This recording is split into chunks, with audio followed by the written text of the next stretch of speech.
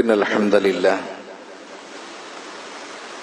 نحمده ونستعينه ونستهديه ونؤمن به ونتوكل عليه ونعوذ بالله من شرور أنفسنا ومن سيئات أعمالنا من يهده الله فلا مضل له ومن يضلل فلا هادي له أشهد أن لا إله إلا الله وحده لا شريك له وأشهد أن محمدا عبده ورسوله أرسله بالهدى ودين الحق ليظهره على الدين كله ولو كره المشركون اللهم صل على محمد وعلى آل محمد كما صليت على إبراهيم وعلى آل إبراهيم إنك حميد مجيد اللهم بارك على محمد وعلى آل محمد كما باركت على إبراهيم وعلى آل إبراهيم إنك حميد مجيد أعوذ بالله من الشيطان الرجيم يا أيها الذين آمنوا اتقوا الله حق تقاته ولا تموتن إلا وأنتم مسلمون يا أيها الناس اتقوا ربكم الذي خلقكم من نفس واحدة وخلق منها زوجها وبث منهما رجالا كثيرا ونساء واتقوا الله الذي تساءلون به والأرحام إن الله كان عليكم رقيبا يا أيها الذين آمنوا اتقوا الله وقولوا قولا سديدا يصلح لكم أعمالكم ويغفر لكم ذنوبكم ومن يطع الله ورسوله فقد فاز فوزا عظيما أما بعد فإن أصدق الحديث كتاب الله وخير الهدي هدي محمد صلى الله عليه وسلم وشر الأمور محدثاتها وكل محدثة بدعة وكل بدعة ضلالة وكل ضلالة في النار بسم الله الرحمن الرحيم يا أيها الذين آمنوا لا تأكلوا الربا أضعافا مضاعفة واتقوا الله لعلكم تفلحون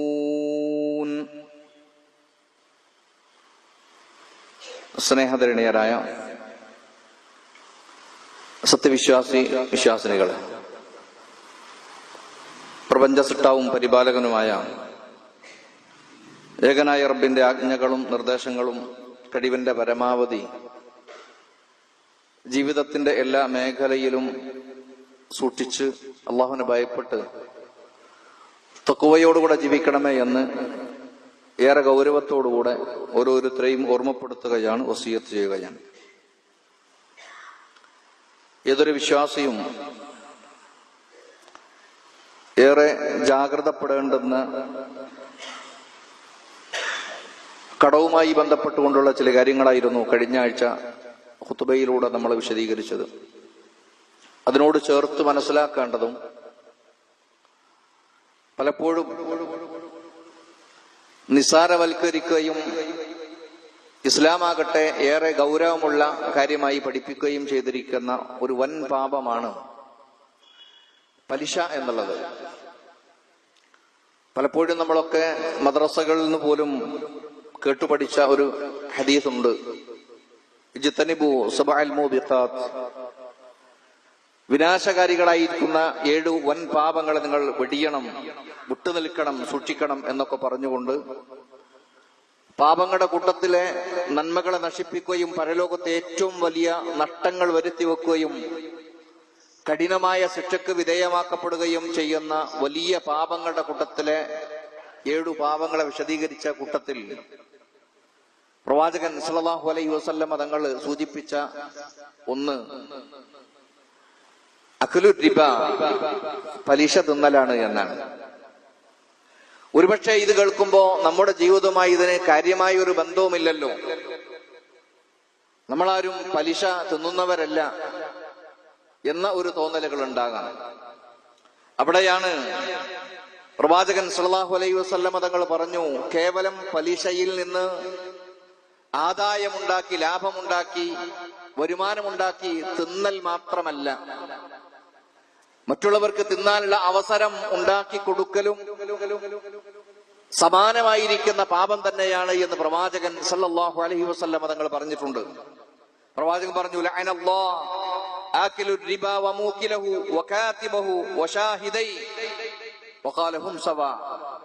പ്രവാചകൻ സല്ലല്ലാഹു അലൈഹി വസല്ലം തങ്ങൾ പറയാണ്, ലഅനല്ലാഹു, അല്ലാഹു ലഅനത്താക്കിയിട്ടുണ്ട്, അല്ലാഹു ശപിച്ചിരിക്കുന്നു എന്നാണ്. ജൂതന്മാരായിരിക്കുന്ന ആളുകളെ കുറിച്ചാണ് അള്ളാഹുവിന്റെ ശാപത്തിന് വിധേയമായ ആളുകൾ എന്ന് പറഞ്ഞ് ദിനേന 17 പ്രാവശ്യം റബ്ബിനോട് ആത്മാർത്ഥമായും ഓരോ വിശ്വാസിയും രക്ഷ ചോദിച്ചുകൊണ്ടിരിക്കുകയാണ്.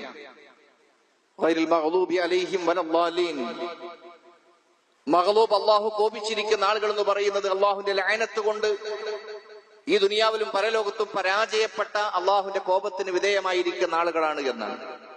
അതുപോലെ തന്നെ റബ്ബിന്റെ അനിഷ്ടങ്ങൾക്കും കോപത്തിനും എന്ന് വേണ്ട അള്ളാഹുവിന്റെ ലഅനത്തിന്, ശാപത്തിന് വിധേയമാക്കപ്പെടുന്ന ആളുകളായി പ്രവാചകൻ സല്ലല്ലാഹു അലൈഹി വസല്ലം തങ്ങൾ പറഞ്ഞത് ആക്കിലു റിബ, പലിശ തിന്നുന്നവനാണ് എന്നാണ്.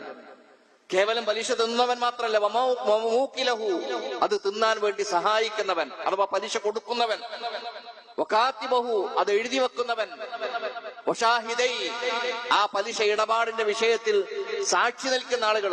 എന്നിട്ട് പ്രവാചകൻ സല്ലല്ലാഹു അലൈഹി വസല്ലം പറയാൻ, വഖാല ഹും സവാ. നിങ്ങൾ വിചാരിക്കേണ്ട ഇത് കാറ്റഗറി തിരിച്ചിട്ട് ഏറ്റവും സ്ട്രോങ് ഉള്ള ആളുകൾ പിന്നെ മോശം, ഇങ്ങനെ അല്ല. ഹും സവാ, തിന്മയുടെ വിഷയത്തിൽ, പാപത്തിന്റെ വിഷയത്തിൽ, അള്ളാഹുവിന്റെ ലഅനത്ത് ലഭിച്ചവരുടെ വിഷയത്തിൽ പരിഗണിക്കുമ്പോ എല്ലാവരും തുല്യരാണ് എന്നാണ്.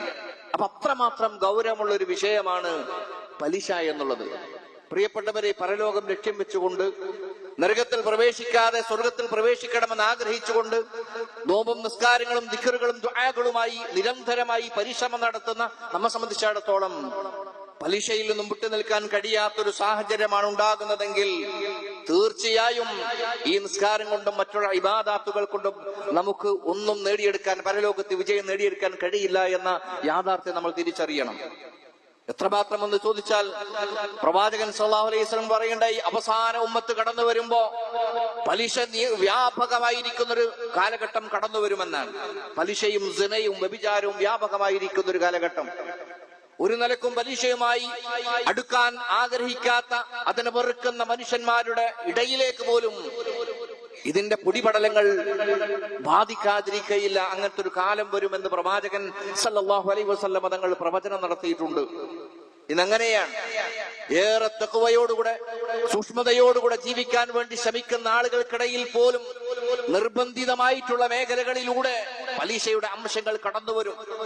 അല്ലെ, ഒരു വാഹനം എടുക്കണമെന്നുണ്ടെങ്കിൽ നിർബന്ധമായിട്ടും ഒരുപക്ഷെ അതിനെ ഇൻഷൂർ ചെയ്യേണ്ടി വരും, ഇൻഷൂർ അടക്കേണ്ടി വരും നരത്തിൽ ഇറക്കണം എന്നുണ്ടെങ്കിൽ.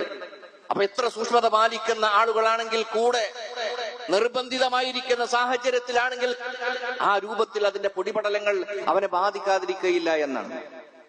സമൂഹം ഇങ്ങനെയാണ്, നാടിങ്ങനെയാണ്. അതുകൊണ്ട് അങ്ങനെ തന്നെ ആകട്ടെ എന്ന് ഗണിക്കാൻ പറ്റുമോ? ഇല്ല, ഒരിക്കലുമില്ല.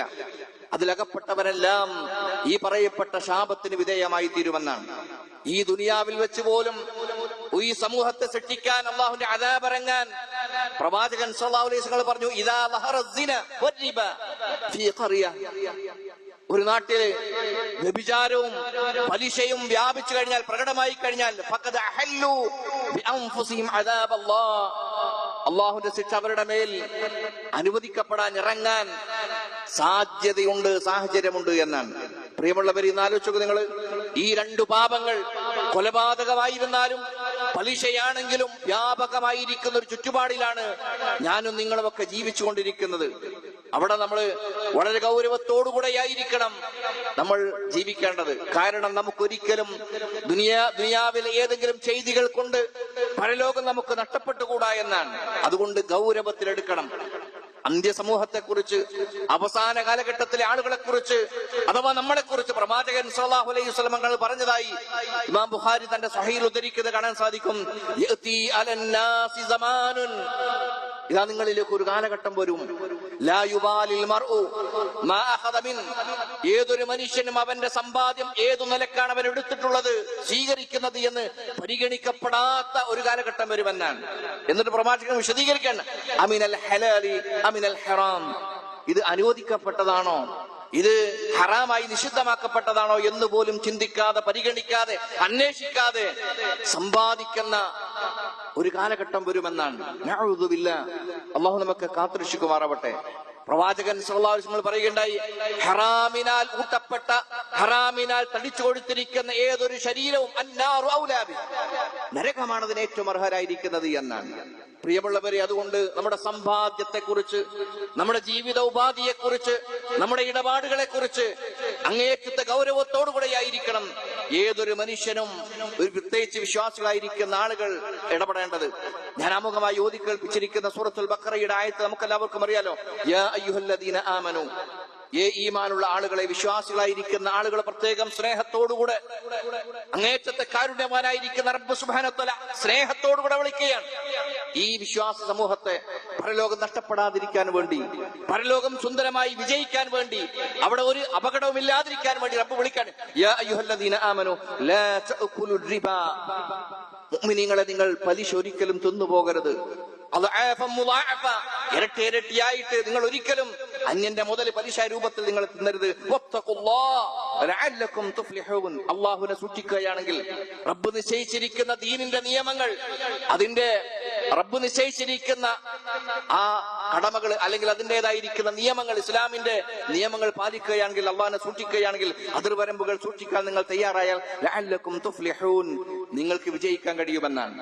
സഹോദരങ്ങളെ, ഈ പലിശയുടെ ഗൗരവം മനസ്സിലാക്കാൻ മഹാനായ പ്രവാചകൻ സല്ലല്ലാഹു അലൈഹി വസല്ലം പറഞ്ഞിരിക്കുന്ന ഏതാനും ചില വചനങ്ങൾ മാത്രം മതിയാകും ഒരു വിശ്വാസിക്ക്. അവൻ അതിന്റെ അർത്ഥവും ആശയവും ഉൾക്കൊള്ളാൻ തയ്യാറായാൽ ജീവിതത്തിന്റെ ഒരു സന്ദർഭത്തിലും ഒരു ഘട്ടങ്ങളിലും പലിശയുമായി അവന് സമീപിക്കാൻ കഴിയില്ല എന്നാണ്. എന്താണെന്ന് വെച്ചാൽ പ്രവാചകൻ പറയുകയുണ്ടായി, അർരിബാ 73 ബാബ, പലിശക്ക് 73ഓളം വിഭാഗങ്ങളുണ്ട്. പലിശ എന്ന് പറയുന്നത് അത് അവസാന്തരങ്ങളെ പല രൂപത്തിലുണ്ട്. 73ഓളം ശാഖകളുണ്ട്. അതിലേറ്റവും നിസ്സാരമായി തോന്നുന്നത് പലിശ പല രൂപത്തിലുള്ളതുണ്ട്. പട്ടിയായിരിക്കുന്ന പലിശയുണ്ട്, ബ്ലേഡ് പലിശയുണ്ട്, ഇങ്ങനെ തുടങ്ങിയിരിക്കുന്ന ഒരുപാട് പലിശകളുണ്ട്. ആ പലിശയുടെ ഇനത്തിൽ ഏറ്റവും ഏറ്റവും നിസ്സാരമായിരിക്കുന്നത് തന്റെ മാതാവിനെ വിഭജിക്കുന്നതിന് തുല്യമാണ് ഏറ്റവും ചെറിയ പലിശ എന്നാണ്. സ്വന്തം മാതാവിനെ കല്യാണം കഴിക്കുന്നതിന് എത്രമാത്രം ഗൗരവമായി കാണുന്നു. ഏതെങ്കിലും ആളുകളെ കുറിച്ച് നമ്മൾ കേൾക്കാണ്, വാർത്തയിൽ കേൾക്കാണ്, തന്റെ മാതാവിനെ അവൻ കല്യാണം കഴിച്ചു, അല്ലെങ്കിൽ തന്റെ മാതാവിനെ വിഭജിച്ചു എന്നൊരു മനുഷ്യനെ കുറിച്ച് കേട്ടാൽ അയാളോട് എത്രമാത്രം ഈർഷ്യതയും അതുപോലെ തന്നെ വെറുപ്പായിരിക്കും നമുക്കുണ്ടാവുക. അതിനേക്കാളും ഗൗരവമേറിയതാണ് പലിശയുടെ ഏറ്റവും നിസാരമായി ഗണിക്കപ്പെടുന്ന വിഭാഗം എന്ന് പ്രവാചകൻ സല്ലല്ലാഹു അലൈഹി വസല്ലം പറയുകയാണ്. മറ്റൊരു ഹദീസിലുള്ളത്, ദിർഹമുർ റിബാ യഅകുലുഹു റജുൽ വഹുവ ലാ യഅലം വഹുവ യഅലമു അശദ്ദും, പ്രവാചകൻ സല്ലല്ലാഹു അലൈഹി വസല്ലം പറയാൻ, ദിർഹമുർ റിബാ, പലിശയിൽ നിന്നുള്ള ഒരു ദിർഹം, യഅകുലുഹു റജുൽ, ഒരു മനുഷ്യനെ തിന്നുകയാണ്, വഹുവ യഅലം, ഇത് പലിശയാണെന്ന് മനസ്സിലാക്കിയിട്ടാണ് ഒരു മനുഷ്യൻ ഒരു ദിർഹം എന്ന് പറഞ്ഞാൽ നമ്മുടെ ഭാഷയിൽ പറയുന്നത് 1 രൂപ ഭക്ഷിക്കുന്നതെങ്കിൽ, അശദ്ദു മിൻ 36 സന്യ, 36 പ്രാവശ്യം വ്യഭിചരിച്ചാൽ എത്രമാത്രം ശിക്ഷ ലഭിക്കുമോ പരലോകത്ത്, സമാനമായിരിക്കുന്ന ശിക്ഷയായിരിക്കും പലിശയാണെന്ന് മനസ്സിലാക്കിയിട്ട് അനുവദനീയമായിരിക്കുന്ന മാർഗമല്ല എന്ന രൂപത്തിൽ മനസ്സിലാക്കി അതുകൊണ്ട് ഭക്ഷിക്കുകയാണെങ്കിൽ എന്നാണ്. പ്രിയപ്പെട്ടവരെ, ഇത് കേവലം പൊടിപ്പും തുങ്കലും വെച്ചിരിക്കുന്ന വിശദീകരണമല്ല. റസൂൽ സല്ലല്ലാഹു അലൈഹി വസല്ലം തങ്ങള് ഈ ഉമ്മത്തിനെ ഏറ്റവും അധികം സ്നേഹിക്കുന്ന പ്രവാചകൻ ഉമ്മത്തിന്റെ പരലോകത്തിന്റെ വിജയത്തിന് വേണ്ടി, സുരക്ഷയ്ക്ക് വേണ്ടി നമ്മോട് പഠിപ്പിച്ചു തന്നിരിക്കുന്ന കാര്യമാണ്. പ്രവാചകൻ പറയുകയുണ്ടായി, ഒരിക്കലും പ്രവാചകൻ സല്ലല്ലാഹു അലൈഹി വസല്ലം തങ്ങൾക്ക് കുറ്റവാളികളായിരിക്കുന്ന ആളുകൾക്ക് കിട്ടുന്ന ബർസഖയായിരിക്കുന്ന ലോകത്ത് കിട്ടുന്ന ശിക്ഷയെക്കുറിച്ച് അല്ലാഹു സുബ്ഹാനഹു വ തആല കാണിച്ചു കൊടുക്കുകയുണ്ടായി. അക്കൂട്ടത്തില് പലിശ തിന്നവനെ കുറിച്ചുള്ള ശിക്ഷ പ്രവാചകൻ വിശദീകരിക്കുന്നുണ്ട്. ഒരു മനുഷ്യൻ രക്തം കൊണ്ട് നിറഞ്ഞിരിക്കുന്ന വലിയൊരു തടാകത്തിൽ, ഒരു പുഴയിൽ അയാൾക്ക് മുങ്ങിത്താന്നുകൊണ്ടിരിക്കുകയാണ്. നിൽക്കക്കള്ളിയില്ലാതെ അയാള് കരപറ്റാൻ വേണ്ടി ശ്രമിക്കുമ്പോ ആ കരയുടെ ഭാഗത്തും വലിയ പാറക്കല്ല് ഓടിയെടുക്കുന്ന അല്ലെങ്കിൽ നീന്തിയെടുക്കുന്ന മനുഷ്യന്റെ വായിലേക്ക് ഒരച്ചേറായിരിക്കും. അട്ടഹസിച്ചുകൊണ്ട് അവൻ മറുകരയിലേക്ക് നീന്തും. അവിടെ എത്തുമ്പോൾ സമാനമായിരിക്കുന്ന രൂപത്തിലാണ്. ഖിയാമത്ത് നാൾ വരെ ഈ രൂപത്തിൽ തന്നെ തുടർന്നു കൊണ്ടിരിക്കുമെന്ന് പ്രവാചകൻ സല്ലല്ലാഹു അലൈഹി വസല്ലം പറഞ്ഞിട്ടുണ്ട്. ബർസഖയായിരിക്കുന്ന ലോകത്ത് കിട്ടുന്ന ശിക്ഷയാണ് ഈ പറഞ്ഞിരിക്കുന്നത്. അത്ര കഠിനമായിരിക്കുന്ന അവസ്ഥ. ഇന്നോക്ക് നിങ്ങൾ പരലോകത്തിലേക്ക് ഉയർത്തെഴുന്നേൽപ്പിക്കപ്പെടുന്ന സമയത്ത് പോലും അത്തരം ആളുകൾ തിരിച്ചറിയാനും അപമാനിതരായി തീരുവാനും അങ്ങേയറ്റത്തെ പ്രയാസം അവർക്ക് നൽകിക്കൊണ്ട് പരിശുദ്ധ ഖുർആൻ പറയുന്നുണ്ട്, അല്ലദീന യഅകുലൂന റിബാ ലാ യഖൂമൂൻ ഇല്ലാ കമാ യഖൂമുൽ ലദീ യതഖബ്ബതുഹു ശൈത്വാനു മിനൽ മസ്. പൈശാചിക ബാധയേറ്റ് നേരെ നിൽക്കാൻ കഴിയാതെ എണീക്കുമ്പോഴേക്കും മുഖം കുത്തി മറിഞ്ഞു വീടുകൊണ്ടിരിക്കുന്നവനെ പോലെയായിരിക്കും പരലോകത്ത് ഖിയാമത്ത് നാളിലേക്ക് ദുനിയാവിൽ നിന്ന് ഒരുപാട് വർഷത്തോളം കോടിക്കണക്കിന് പലിശ തിന്നവനല്ല, പലിശ ഇനത്തിൽ നിന്നും വല്ലതും ഭക്ഷിക്കുകയും അള്ളാഹു പൊറുക്കപ്പെടാത്ത രൂപത്തിലാണ് മരണപ്പെട്ടു പോകുന്നതെങ്കിൽ അത്തരം ആളുകളെ ഖിയാമത്ത് നാളിൽ ഉയർത്തിനേൽപ്പിക്കുക എന്നാണ്. പ്രിയപ്പെട്ടവരെ, ഈ പറഞ്ഞതൊക്കെ പ്രവാചകൻ സല്ലല്ലാഹു അലൈഹി വസല്ലം തങ്ങൾ സഹാബത്തിന് ഓതി കേൾപ്പിച്ചതും പറഞ്ഞു കൊടുത്തതുമാണ്. അങ്ങേയറ്റം പലിശ വ്യാപകമായിരിക്കുന്ന ഒരു സമൂഹങ്ങളിലെ ഇടയിലേക്കാണ് പ്രവാചകൻ സല്ലല്ലാഹു അലൈഹി വസല്ലം തങ്ങൾ വലിയ ദൗത്യമായി ഇസ്ലാമിന്റെ ദൗത്യവുമായിട്ട് കടന്നു വരുന്നത്. ജാഹിലിയത്തിൽ പലിശ വ്യാപകമായിരുന്നു. പ്രത്യേകിച്ച് മദീന കാലഘട്ടങ്ങളിലേക്ക് എത്തുമ്പോൾ ജൂതന്മാരായിരിക്കുന്ന ആളുകൾ ജീവിതത്തിന്റെ ഉപാധി, പ്രധാനമായിരിക്കുന്ന ഉപാധി പലിശയായിരുന്നു. ആ പലിശയിൽ ജീവിക്കുന്ന ആളുകൾക്കിടയിലേക്ക് പ്രവാചകൻ സല്ലല്ലാഹു അലൈഹി വസല്ലം തങ്ങൾ ഇത് പറഞ്ഞു കൊടുത്തപ്പം പരിപൂർണമായും അങ്ങേറ്റത്തെ സൂക്ഷ്മതയോടുകൂടെ ജീവിതത്തെ ശുദ്ധീകരിക്കാൻ, തന്റെ വരുമാനത്തെ ശുദ്ധീകരിക്കാൻ അവർ തയ്യാറായി എന്നാണ്. പക്ഷെ പലപ്പോഴും പലിശ ഹറാമാണെന്ന് അറിയാത്ത ഒരു മുസ്ലിമും നമ്മുടെ നാട്ടുകളിൽ ഇല്ല. നോക്ക് നിങ്ങൾ, പലിശ ഹറാമാണ്, വൻ പാപമാണെന്ന് അറിയാത്ത ആരെങ്കിലും നമ്മുടെ കൂട്ടത്തിലുണ്ടോ? ഒരാളുമില്ല. വ്യഭിചാരം ഹറാമാണെന്ന് അറിയാത്തവരുണ്ടോ? ഇല്ല. പക്ഷെ വ്യഭിചാരം ഹറാമാണെന്ന് അറിയുന്നത് കൊണ്ട് പലപ്പോഴും നമ്മൾക്ക് വിട്ടു നിൽക്കാൻ തയ്യാറാകുന്ന അതേ നമ്മൾ തന്നെ അതിനേക്കാളും ഗൗരവമേറിയിരിക്കുന്ന ഈ പലിശ ഹറാമാണെന്ന് കൃത്യമായിരിക്കുന്ന ബോധ്യമുണ്ടായിട്ടും അതിനെ സമീപിക്കാതിരിക്കാൻ നമ്മളെ കൊണ്ട് കഴിയുന്നില്ല എങ്കിൽ വലിയ പരാജയമായിരിക്കും നമുക്കുണ്ടാവുക. അതുകൊണ്ട് സൂക്ഷ്മത കാണിക്കേണ്ടതുണ്ട് എന്നാണ്. സഹോദരങ്ങളെ, പ്രവാചകൻ സല്ലല്ലാഹു അലൈഹി വസല്ലം പറഞ്ഞു, ഇനി ആർക്കെങ്കിലും വല്ല കൺഫ്യൂഷൻ ഉണ്ടോ എന്താ പലിശ എന്നുള്ളവർക്ക് പ്രവാചകൻ പറയുകയുണ്ടായി, കുല്ലു ഖർളിൻ ജറ നഫഅ ഫഹുവ റിബ. ഒരാൾക്ക് കടമായിട്ട് ഒരാൾ കടമായി നൽകുന്നു, കടമെന്ന രൂപത്തിൽ, അത് പണം തന്നെ നമ്മൾ പൈസ ആയിട്ട് കൊടുക്കാനല്ല, ഇൻഷാ അല്ലാഹ് വിശദീകരിക്കാം. അതിൽ നിന്ന് വല്ല മൻഫഅത്തും ഉപകാരവും അയാൾക്ക് കിട്ടുന്നുവെങ്കിൽ അത്തരം കാര്യങ്ങളെല്ലാം തന്നെ പലിശയാണ് എന്ന് പ്രവാചകൻ സല്ലല്ലാഹു അലൈഹി വസല്ലം പറയുന്നുണ്ട്. എന്ന് പറഞ്ഞാൽ പ്രിയപ്പെട്ടവരെ, പലപ്പോഴും എത്രമാത്രം ഒന്ന് ചോദിച്ചാൽ, ഒരു മനുഷ്യന് തന്റെ ശുപാർശ ഒരാൾക്ക് വേണ്ടി, ഒരു ജോലിക്ക് വേണ്ടിയോ മറ്റേതെങ്കിലും ഒരു കാര്യങ്ങൾക്ക് വേണ്ടി ശുപാർശ നടത്തിയാൽ, ആർക്ക് വേണ്ടിയാണോ ശുപാർശ നടത്തിയത് അയാളിൽ നിന്നും ഹദിയ പോലും, സമ്മാനം പോലും സ്വീകരിക്കാൻ പാടില്ല. അത് പലിശയാണ് എന്നാണ്. എങ്ങനെ ഇപ്പൊ പറഞ്ഞ മനസ്സിലായെങ്കിൽ, ഒരാൾക്കൊരു ജോലിക്ക് വേണ്ടി ഒന്നുമില്ല, നമ്മൾ റെക്കമെൻഡ് ചെയ്യുന്നു, അല്ലെങ്കിൽ ഏതെങ്കിലും മറ്റൊരു കാര്യങ്ങൾക്ക് വേണ്ടി റെക്കമെൻഡ് ചെയ്യുന്നു. ആ റെക്കമെൻഡ് ചെയ്തു കൊടുത്തതിന്റെ ഒരു ഉപകാരം എന്നുള്ള നിലക്ക് അയാൾ നമുക്ക് വല്ല സമ്മാനം നൽകിയാൽ അതുപോലും പലിശയാണ് എന്ന് പ്രവാചകൻ സല്ലല്ലാഹു അലൈഹി വസല്ലം പറഞ്ഞിട്ടുണ്ടെങ്കിൽ അതിന്റെ ഗൗരവം എത്ര ആലോചിക്കുക. പ്രിയമുള്ളവരെ, ദുനിയാവ് അത് കേവലം ഏതു സമയത്തും നശിച്ചു പോകാനുള്ളതാണ്. മരണം ഏതു സമയത്തും നമ്മെ പിടികൂടും.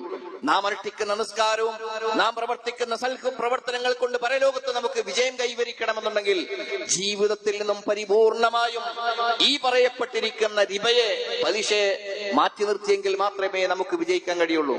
അതിനുവേണ്ടി ആത്മാർത്ഥമായും നമ്മൾ പരിശ്രമിക്കണം. അതിന് ആദ്യം വേണ്ടത് ഈമാനാണ്. പരിശുദ്ധ ഖുർആനും പ്രവാചകൻ സല്ലല്ലാഹു അലൈഹി വസല്ലം പഠിപ്പിച്ചിരിക്കുന്ന കാര്യങ്ങളെ, അറിയിച്ചുവന്നിരിക്കുന്ന കാര്യങ്ങളിൽ പരിപൂർണമായിരിക്കുന്ന വിശ്വാസം ഉണ്ടാവുക. പിന്നീട് വേണ്ടത്, നേരത്തെ പറഞ്ഞ പോലെ, കഴിഞ്ഞ ആഴ്ച സൂചിപ്പിച്ചതുപോലെ, നമ്മുടെ ആഗ്രഹങ്ങളെല്ലാം തന്നെ ഈ ദുനിയാവിൽ നേടിയെടുക്കാനുള്ളതാണ് എന്ന് ഏതോ മോട്ടിവേഷന്റെ ആളുകൾ പറയുന്ന ആ ജൽപ്പനങ്ങൾ കേട്ടുകൊണ്ട് ഈ ദുനിയാവ് ഇവിടെ ജീവിച്ച് അടിച്ചു പൊളിച്ച് ജീവിക്കാനുള്ളതാണ് എന്ന തോന്നലുകൾ വരുമ്പോ ആഗ്രഹങ്ങളെ അത്യാവശ്യമായി നമുക്ക് തോന്നും. അത് നേടിയെടുക്കാൻ നമ്മുടെ ഇന്നത്തെ ചുറ്റുപാട് കൊണ്ട് കഴിയില്ല എന്ന് തോന്നുമ്പോ തീർച്ചയായും ഇത്തരത്തിലുള്ള മേഖലയിലേക്ക് തിരിയാതിരിക്കാൻ നമ്മളെ കൊണ്ട് കഴിയില്ല. അങ്ങനെയാണ് പലപ്പോഴും നമ്മൾ പലിശയുടെ മേഖലയിലേക്ക് എത്തിപ്പെടുന്നത്. അതൊന്നും ഒരു ന്യായമല്ല എന്ന കാര്യം നമ്മൾ തിരിച്ചറിഞ്ഞ് പലിശയിൽ നിന്ന് രക്ഷപ്പെടാൻ വേണ്ടി കഠിനമായി ശ്രമം നടത്തുക. അള്ളാഹു നമ്മെ അനുഗ്രഹിക്കുമാറാവട്ടെ.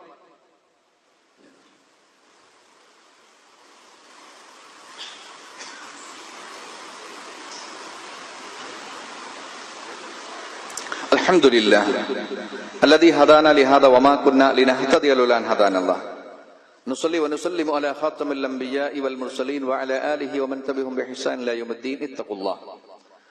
അള്ളാഹുവിനെ സൂക്ഷിച്ച് ജീവിക്കണമെന്ന് ഒരിക്കൽ കൂടി ഓർമ്മപ്പെടുത്തുകയാണ്, വസിയത്ത് ചെയ്യുക. പ്രിയമുള്ളവരെ, പറയാനും കേൾക്കാനും ഒരുപക്ഷെ നമുക്ക് രസം തോന്നുമെങ്കിലും അല്ലെങ്കിൽ പ്രയാസമില്ല എന്ന് തോന്നുമെങ്കിലും വിട്ടുനിൽക്കാൻ അങ്ങേയറ്റത്തെ മനക്കരുത്തും ഈമാനിക കരുത്തും ആവശ്യമായിട്ടുള്ള ഒരു കാര്യമാണ് പലിശ എന്നുള്ളത്. സത്യസന്ധമായി നമ്മളെക്കുറിച്ച് മാത്രം, വേറൊരാളെ കുറിച്ചല്ല, നമ്മളെക്കുറിച്ച് മാത്രം നമ്മളൊന്ന് പരിശോധിക്കാം. ഞാൻ ആർക്കെങ്കിലും പലിശ കൊടുക്കുന്നുണ്ടോ, വാങ്ങുന്നുണ്ടോ എന്നുള്ള വിഷയത്തിൽ ഒരു പക്ഷെ അൽഹംദുലില്ലാഹ് ഒരു പക്ഷെ നമ്മൾ സുരക്ഷിതരായിരിക്കാം. ആർക്കെങ്കിലും നമ്മൾ പലിശ കൊടുക്കുന്നുണ്ടോ? പലിശ കൊടുക്കുന്നുണ്ടോ വെച്ചാൽ പലിശ തിന്നാനുള്ള അവസ്ഥ ഉണ്ടായി കൊടുക്കുന്നുണ്ടോ? ഉണ്ടായി കൊടുക്കൽ എങ്ങനെയാണ്? പലിശ കൊടുക്കുമ്പോഴാണ്. പലിശ നോക്കൂ നിങ്ങൾ, ബാങ്കുമായി ബന്ധപ്പെട്ട ഏത് ഇടപാടിലാണ് നമുക്ക് പലിശയില്ലാത്തത്? ബാങ്കുമായി ബന്ധപ്പെട്ട ഏത് ഇടപാടിലാണ് നമുക്ക് പലിശയില്ലാത്തത്? ബാങ്ക് ലോൺ ഇല്ലാത്ത ആളുകളുണ്ടോ എന്ന് ചോദിച്ചാല് ആർക്കാ പറയാൻ പറ്റുക? അതുപോലെ തന്നെ ഇന്ന് ഒരു മനുഷ്യന്റെ ആഗ്രഹങ്ങളുടെ മുന്നിൽ മനോഹരമായിരിക്കുന്ന സുന്ദരമായിരിക്കുന്ന വഴി തുറന്നിട്ടിരിക്കുന്ന ഒരു മേഖലയാണ് EMI സംവിധാനങ്ങൾ. നിങ്ങൾക്ക് AC വേണോ? അതുപോലെ തന്നെ നിങ്ങൾക്ക് വണ്ടി വേണോ? നിങ്ങൾക്ക് എന്താ വേണ്ടത്? ഏതു നിസ്സാരമായിരിക്കുന്ന കാര്യമാണെങ്കിൽ പോലും നമ്മുടെ കയ്യിൽ പണമുണ്ടെങ്കിൽ കൂടെ, ഒരു മൊബൈൽ വാങ്ങണം, 10,000-15,000 രൂപയുടെ മൊബൈലാണ് നമുക്ക് ആവശ്യമുള്ളത്. ഒരുപക്ഷെ നമ്മുടെ കയ്യിൽ പണമുണ്ട്, എന്നാൽ നമുക്ക് ക്രെഡിറ്റ് കാശ് നിങ്ങൾ എന്തിനടിക്കുന്നത്? അത് 2 വർഷം കൊണ്ട് 1 വർഷം കൊണ്ട് EMI രൂപത്തിൽ അടച്ചു തീർക്കാവുന്നതേ ഉള്ളൂ. നിങ്ങൾക്ക് പ്രയാസം ഉണ്ടാവൂല, കാശ് അവിടെ കിടക്കും ചെയ്യും, അല്ലെ? EMI-യുടെ ഉപഭോക്താക്കളല്ലാത്ത എത്ര ആളുകളുണ്ട്? ഇത് നിഷിദ്ധമാണ് എന്ന തോന്നൽ നമുക്ക് ഇതുവരെ വന്നിട്ടില്ലേ? കാരണം അതിന്റെ ക്ലെയിം, അതിന്റെ നമ്മൾ കരാറിടുമ്പോ ഒരുപക്ഷെ ചില ആളുകൾക്കൊക്കെ ചില ന്യായങ്ങളാണ്. ഇൻസ്റ്റാൾമെന്റുകൾ ഹറാമാണ്. അല്ല, ഒരിക്കലും ഇൻസ്റ്റാൾമെന്റുകൾ ഹറാമല്ല.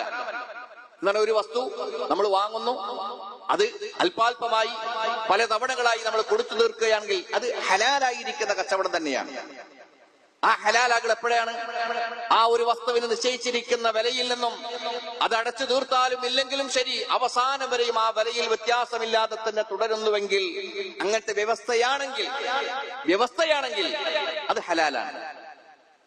പറഞ്ഞ മനസ്സിലാകുന്ന ഒരു 10,000 രൂപയുടെ മൊബൈലാണ്, ക്രെഡിറ്റ് കാശ് കൊടുക്കുമ്പോൾ 10,000 രൂപ നമ്മൾ അടവിലാണ്. ഒരാൾ പറയാണ്, ഞാൻ നിനക്കൊരു മൊബൈൽ വാങ്ങിച്ചുതരാം, മാസം നീ 1000 രൂപ വെച്ച് അടച്ചാൽ മതി, പക്ഷെ എനിക്ക് 10,000-ന് 12,000 രൂപയാണ് ഉണ്ടാവുക. ആ 12,000 അയാൾക്ക് ഹലാലാണ്. അപ്പൊ എന്താ ഇവിടെ EMI-യും തമ്മിൽ എന്താ വ്യത്യാസം എന്നാണ്? EMI-യുടെ വ്യവസ്ഥ നിങ്ങൾക്ക് അറിയാലോ, അന്വേഷിച്ച് നോക്ക് നിങ്ങൾ. ഏതാണെങ്കിലും ബജാജ് ഫിനാൻസുമായി ബന്ധപ്പെട്ട് അല്ലെങ്കിൽ ഏത് ഫിനാൻസാണ് ബന്ധപ്പെട്ടാണെങ്കിലും ഒരു ഫിനാൻസ് ഏജന്റുകൾ അതിന്റെ ഇടയിലുണ്ടാവും. കൃത്യമായിരിക്കുന്ന അടവ് പൂർത്തീകരിക്കാൻ ഒരുപക്ഷെ നമ്മൾ വിചാരിച്ച പോലെ തന്നെ ആയിരിക്കും. 20,000 പറഞ്ഞ് 20,000 തന്നെ. ഒരു അടവും ഞാൻ പഴപ്പിച്ചിട്ടില്ല, തെറ്റിയിട്ടില്ല, അതുകൊണ്ട് ഞാൻ പലിശയും കൊടുത്തിട്ടില്ല, അതാ കൃത്യം. പക്ഷെ അതിന്റെ ആ വ്യവസ്ഥ എന്തിനാ നമ്മൾ ഒപ്പിട്ട് കൊടുക്കണം അറിയോ? ഇടയിൽ ഒരു അടവ് തെറ്റിക്കഴിഞ്ഞാൽ ഈ 20,000 എന്നുള്ളത് അതിന്റെ പെനാൽറ്റി എന്ന രൂപത്തിൽ 20,500. 2 അടവുകൾ 3 അടവുകൾ പറ്റുന്നുവെങ്കിൽ അതിനനുസരിച്ചുണ്ടാവും. അതേപോലെ ഈ 50,000, 500, 200, 150, 25 രൂപ എങ്ങനെ പോകുന്നത്? ഇതന്നെ പലിശ. നമ്മൾ കൊടുക്കുന്നില്ലല്ലോ എന്നാണ്.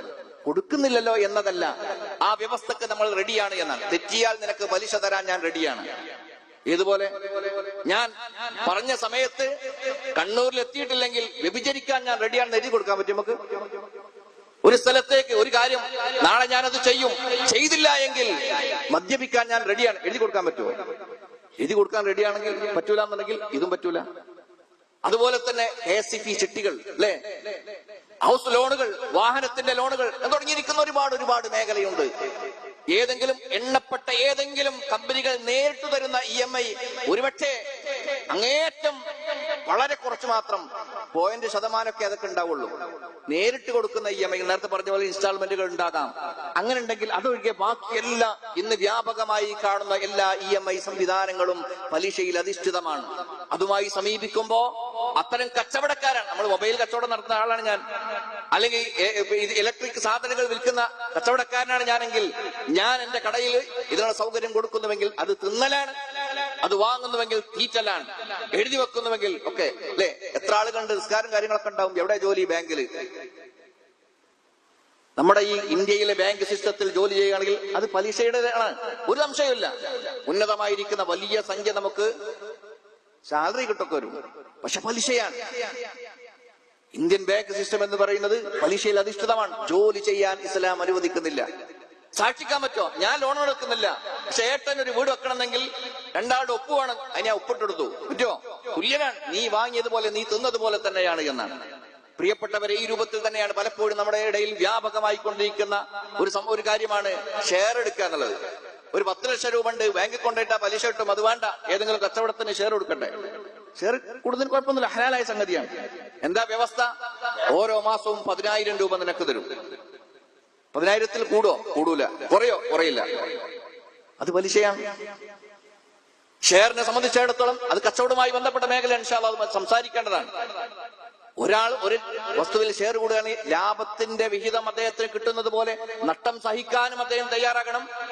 നിശ്ചിതമായിരിക്കുന്ന സംഖ്യ ലാഭം വെച്ചിട്ട് എടുക്കാനും പറ്റൂല. ഇതൊക്കെ പലിശയുടേതാണ്. വിശാലമായ നമ്മുടെ സമയം അനുവദിക്കുന്നില്ല. ഇതൊക്കെ നമ്മൾ വിചാരിക്കണം, ഞാനൊക്കെ ഹലാലായ മാർഗത്തിലൂടെ സമ്പാദിക്കുന്നത് തിന്നവരാണെന്നാണ്.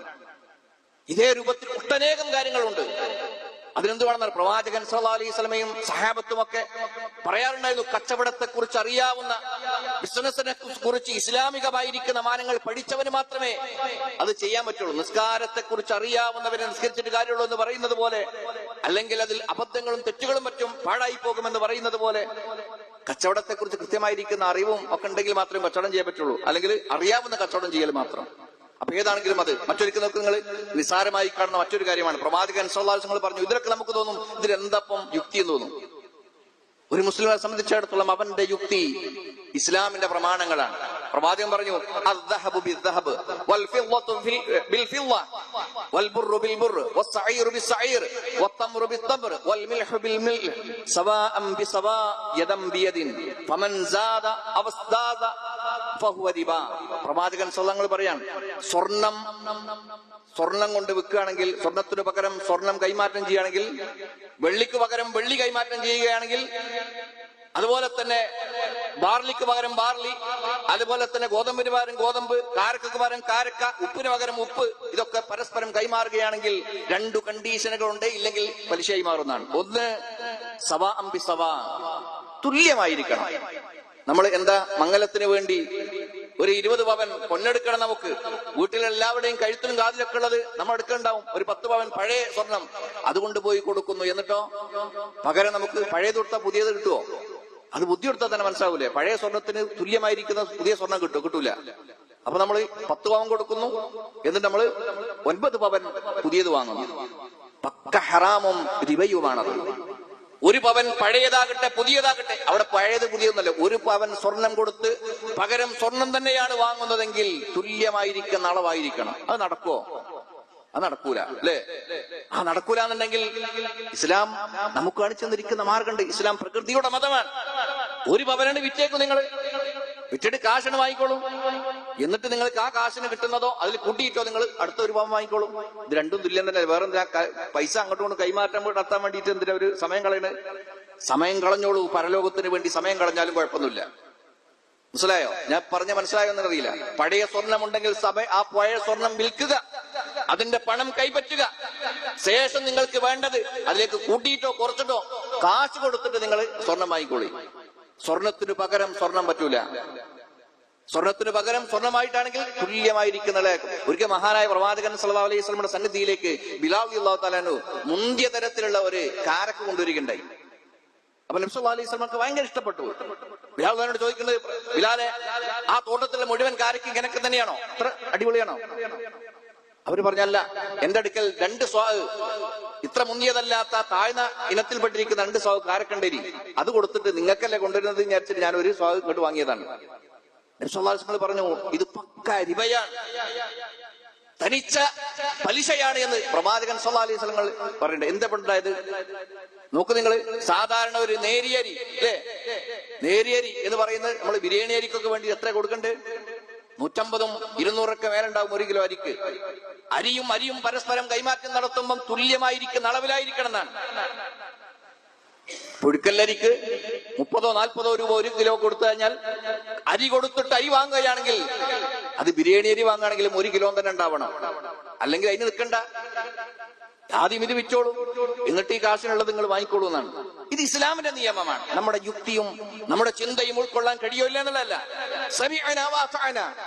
അനുസരിക്കുകയല്ലാതെ നിവൃത്തിയില്ല പ്രിയപ്പെട്ടവരെ നമുക്ക്.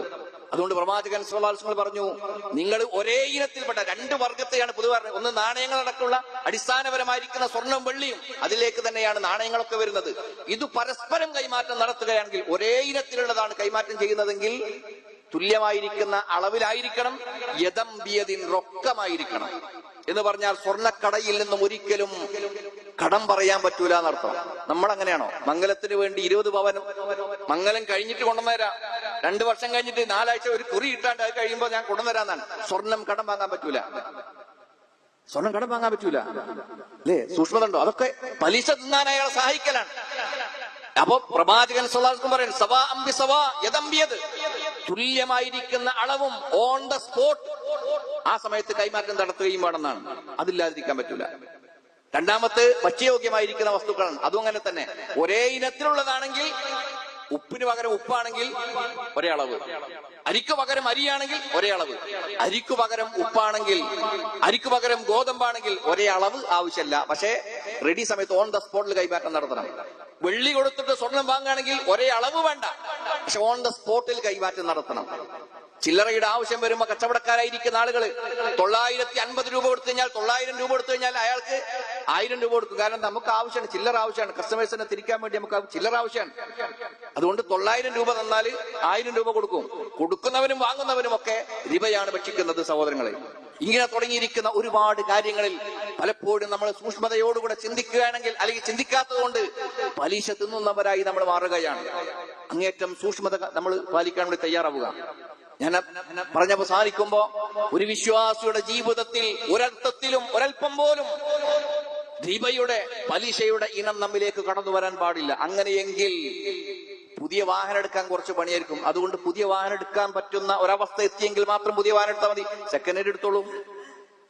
ആഗ്രഹങ്ങൾ തൽക്കാലം മാറ്റിവെക്കേണ്ടി വരും.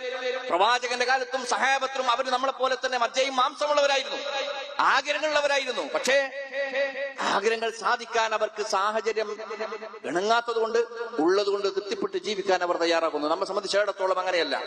ആഗ്രഹങ്ങൾക്ക് മുൻതൂക്കം നൽകി അത്യാവശ്യങ്ങളായി കണ്ട് അത് നേടിയെടുക്കാൻ ഏത് വിധേനയും നമ്മൾ തയ്യാറാകുമ്പോ, ലോണില്ലാത്ത, EMI സംവിധാനമില്ലാത്ത, അടവുകളില്ലാത്ത ഒരു കാലത്തെക്കുറിച്ച് നമുക്ക് ചിന്തിക്കാൻ പോലും കഴിയുന്നില്ല. പരലോകമാണ് നമ്മുടെ പ്രധാനപ്പെട്ട ലക്ഷ്യമെങ്കിൽ പിന്തിരിഞ്ഞേ മതിയാകൂ. തിരുത്തലുകൾ ആവശ്യമായേ മതിയാകൂ. കാരണം റബ്ബ് സുബ്ഹാനഹു വ തആല അത്ര ഗൗരവത്തോടുകൂടെ പറഞ്ഞിരിക്കുന്ന കാര്യങ്ങളാണ് ഇത് എന്ന് നമ്മൾ മനസ്സിലാക്കുക. അതുകൊണ്ട് സഗൗരവം ഈ വിഷയത്തിൽ നമ്മൾ ശ്രദ്ധിച്ചുകൊണ്ട് റിബയുമായി ബന്ധപ്പെട്ട, പലിശയുമായി ബന്ധപ്പെട്ട എല്ലാ മേഖലയിൽ നിന്നും നമ്മൾ വിട്ടുനിൽക്കണം. സൂചിപ്പിച്ചതൊക്കെ ചില സൂചനകൾ മാത്രമാണ്. കൂടുതൽ പഠിച്ചറിഞ്ഞ് ജീവിതത്തിൽ സൂക്ഷ്മത പാലിക്കാൻ വേണ്ടി നമ്മൾ തയ്യാറാവുക. റബ്ബ് സുബ്ഹാനഹു വ തആല അനുഗ്രഹിക്കുമാറാവട്ടെ. അള്ളാഹു നിഷിദ്ധമാക്കിയിരിക്കുന്ന സകലമായ കാര്യങ്ങളിൽ നിന്നും വിട്ടുനിൽക്കുവാനുള്ള ഈമാനിക കരുത്ത്, പ്രിയപ്പെട്ടവരെ, ഈമാനില്ലാത്ത മനസ്സിലേക്ക് ഏതു തരത്തിലുള്ള ഉപദേശങ്ങളും അത് വില പോകില്ല. എല്ലാം ഒരു ചെവിയിലൂടെ കേട്ട് മറു ചെവിയിലൂടെ ഒഴിവാക്കുന്ന ഒരവസ്ഥ മാത്രമായിരിക്കും ഉണ്ടാവുക. അതില്ലാതിരിക്കണം. അല്പമെങ്കിലും തങ്ങി നിൽക്കണമെങ്കിൽ ഈമാനിനെ കുറിച്ച്, വിശ്വാസത്തെക്കുറിച്ച്, പരലോകത്തെക്കുറിച്ചൊക്കെ ചിന്ത വേണം. നാളെ പരലോകത്ത് ഈ പറയുന്ന ആരും നമ്മുടെ കൂടെ ഉണ്ടാകില്ല. എന്തത്യാവശ്യങ്ങളെ കുറിച്ച് പറഞ്ഞാലും നമ്മുടെ ആവശ്യങ്ങളും അത്യാവശ്യങ്ങളും നമ്മളെക്കാളും അറിയുന്നവരാണ് നമ്മുടെ റബ്ബ് എന്ന തിരിച്ചറിവ് നമുക്കുണ്ടാവുക. അതുകൊണ്ട് ഒരുപക്ഷെ നമ്മുടെ കുടുംബങ്ങൾ, ഭാര്യയായിരിക്കാം, ഭർത്താവായിരിക്കാം, മാതാപിതാക്കളായിരിക്കാം, മക്കളായിരിക്കാം, ആവശ്യങ്ങളും ആഗ്രഹങ്ങളും നമ്മുടെ മുന്നിലേക്ക് വെച്ച് നീട്ടുമ്പോ അതിനുള്ള സാഹചര്യം ഉണ്ടോ ഇല്ലേ എന്ന് അവരെ പറഞ്ഞു മനസ്സിലാക്കി, ഹറാമാണ്, നിഷിദ്ധമാണ്, അവിടേക്ക് നമുക്ക് പാടില്ല എന്നുള്ളത് കൃത്യതയോടുകൂടെ ബോധ്യപ്പെടുത്തി കൊടുക്കാൻ വേണ്ടി തയ്യാറാവുക. അതിനാദ്യം നമുക്ക് ബോധ്യം വരേണ്ടതുണ്ട്. ഇസ്ലാമിനെ കുറിച്ച് അടുത്തറിയാൻ വേണ്ടി ശ്രമിക്കുക. അല്ലാഹു അനുഗ്രഹിക്കുമാറാവട്ടെ. നമ്മിൽ വന്നു പോയിരിക്കുന്ന ചെറുതും വലുതുമായ എല്ലാ പാപങ്ങളും അല്ലാഹു നമുക്ക് വിട്ടുപുറത്ത് മാപ്പാക്കി തരുമാറാവട്ടെ. പലിശയാകട്ടെ, സിനയാകട്ടെ, ഏതെല്ലാം തിന്മയുണ്ടോ ആ തിന്മയിൽ നിന്നും വിട്ടുനിൽക്കാൻ റബ്ബ് സുബ്ഹാനഹു വ തആല നമുക്ക് തൗഫീഖ് നൽകി അനുഗ്രഹിക്കുമാറാവട്ടെ. നമ്മിൽ നിന്ന് മരണപ്പെട്ടു പോയിരിക്കുന്ന വിശ്വാസികളായിരിക്കുന്ന ആളുകൾക്ക് മഗ്ഫിറത്തും റഹ്മത്തും നൽകി അവരെയും നമ്മളെയും അല്ലാഹു ജന്നാത്തിൽ ഫിർദൗസിൽ ഒരുമിച്ചുകൂടി അനുഗ്രഹിക്കുമാറാവട്ടെ. അല്ലാഹു ഞങ്ങളുടെ കൂട്ടത്തിൽ ഒരുപാട് കടങ്ങൾ കൊണ്ടും മറ്റും പ്രയാസപ്പെടുന്ന, അതുപോലെ തന്നെ മാനസികമായിരിക്കുന്ന പ്രയാസം അനുഭവിക്കുന്ന ഒരുപാട് ആളുകളുണ്ട്. എല്ലാവർക്കും ആഫിയത്ത് നൽകി, സൗഖ്യം നൽകി അനുഗ്രഹിക്കണം റഹ്മാൻ. അല്ലാഹുമ്മ അഗ്ഫിർ ലിൽ മുഅ്മിനീന വൽ മുഅ്മിനാത്ത് വൽ മുസ്ലിമീന വൽ മുസ്ലിമാത്ത് അൽ അഹ്യാഇ മിൻഹും വൽ അംവാത്ത്. റബ്ബനാ آتنا في الدنيا حسنة وفي الآخرة حسنة وقنا عذاب النار. ربنا تقبل منا إنك أنت السميع العليم وتب علينا إنك أنت التواب الرحيم.